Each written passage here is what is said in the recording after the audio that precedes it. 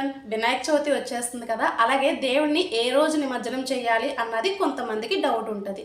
కొంతమందికి మంచి క్లారిటీతోనే ఉంటారు. ఎవరైతే డౌట్ ఉందో వాళ్ళ కోసం క్లారిఫికేషన్ అనమాట.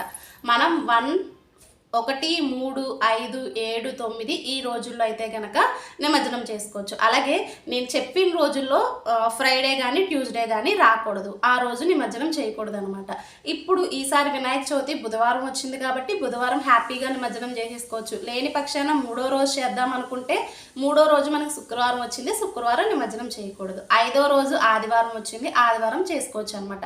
హ్యాపీగా అంటే ఆదివారం అందరికీ ఫ్రీ టైం ఉంటుంది కదా, హ్యాపీగా చేసుకోవచ్చు. లేదు ఈ టైంలో మనకి పీరియడ్స్ ఏమైనా ఉంటే కనుక ఫస్ట్ డేనే నిమజ్జనం అయితే చేసేసుకోండి.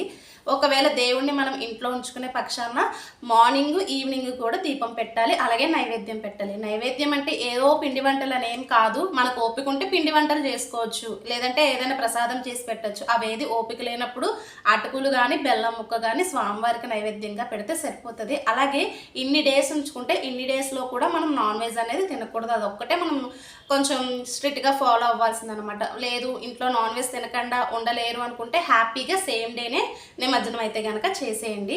ఇది ఎవరైతే నిమజ్జనం చేయాలి, ఏ రోజు చేయాలి అని అనుకుంటున్నారో వాళ్ళకైతే కనుక క్లారిఫికేషన్ అనమాట.